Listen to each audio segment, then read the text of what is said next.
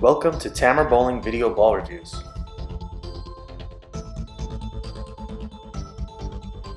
For all your bowling needs, check out our partner PerfectAimBowling.com. Today we're testing the new Motiv Jackal Rising.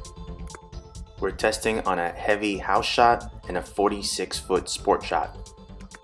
First impressions of the Motiv Jackal Rising. At first, I remembered how much I liked the Ghost, and I can't imagine any Jackal being a bad ball. Enter the Rising. It's an amped up Ghost. It's more cover, it's more core. This is one roly beast. Think super strong Revolt Havoc. The Jackal Rising, a B for value. Can be tough for high-end balls in terms of value. The Jackal Rising is an aggressive ball that will have limited use to situations that call for this aggression, but when you need it, you'll be glad you have it. Gave the Rising a B for house shot and an A for sport shots.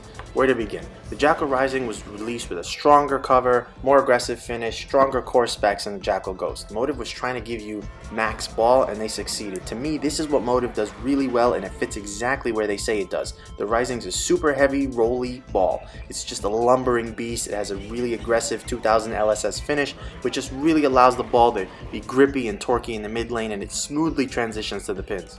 I think of this motion like a Revolt Havoc on steroids. I started out on a house shot and everything I already talked about is clearly visible in the video. This is a heavy house shot and this ball eats up a heavy oil pattern clearly.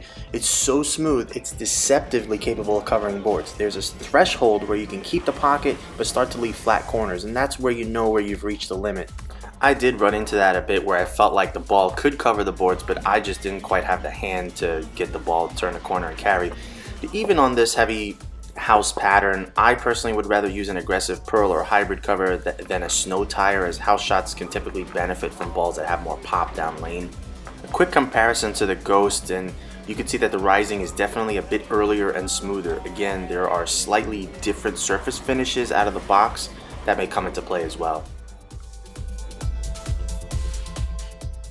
Greg was next, and with his speed, rev rate, and tilt, he killed with this ball. He threw strike after strike as the ball just seemed to match up.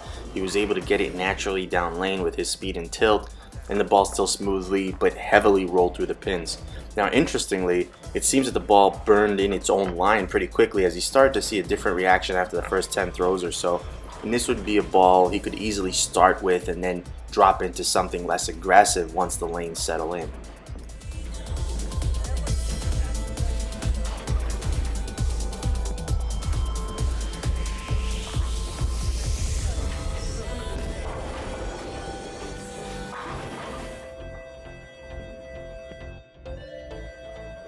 Shawn is next, and he's not typically one for aggressive, solid asymmetrics, but he was pleasantly surprised by how good the reaction was for him. He could play direct, in, and everything in between. The ball smooths out the mid lane and yet has a strong roll.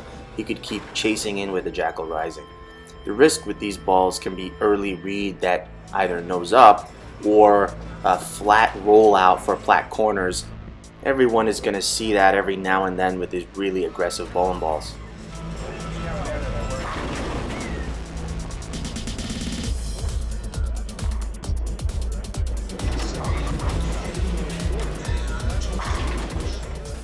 When comparing to the Ghost, again Shawn saw the same as I did. Got a touch more length and a bit more down lane pop with the Ghost.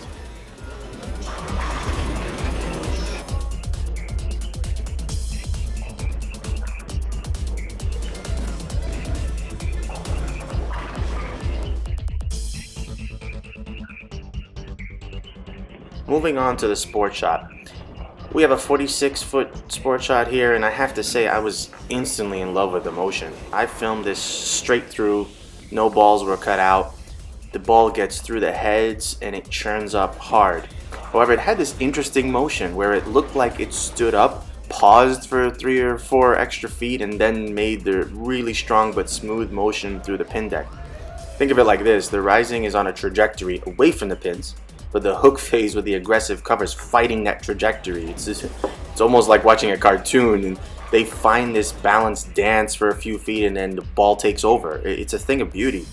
When comparing to the Ghost, the Rising controlled the mid lane better. The Ghost looked a bit lazy in the mid lane and down lane compared to the Rising.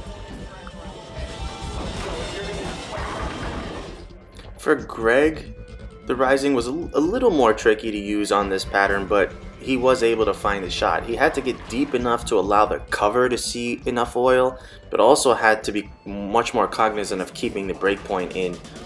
Due to his speed and tilt and the length of the pattern, there's less time for the ball to make its turn, and this isn't a flippy ball. However, he was able to find the shot, and the Rising was definitely playable for him.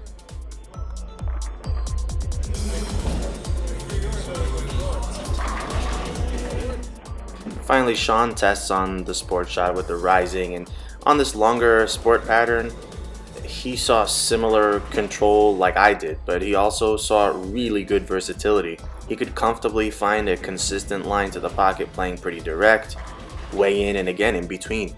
There was a little bit of a zone where he could find that flat corners, but a little left or right of that, and he was in good shape. I mean, really had a good look. No surprise, the Ghost again when comparing to the Rising was just as we said previously, but still relatively easy to strike with.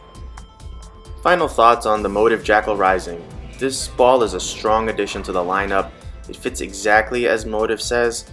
If you are a fan of the very rolly Revolt Havoc and you still have it, this is the absolute perfect step up in terms of reaction shape. Everyone found something they really liked about this ball. I found it superb on the long sport pattern. Greg found it very effective on house. Shawn had it working everywhere. Rarely looks at strong solids, but this one has him rethinking as a complement to the Trident Quest and other strong ace and pearls he has.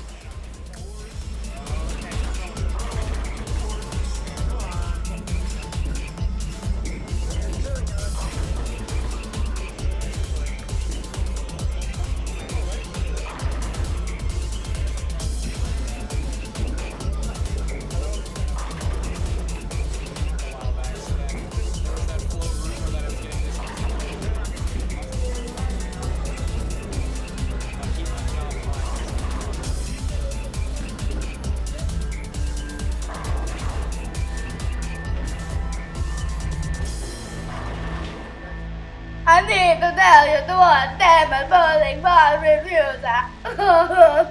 Yeah.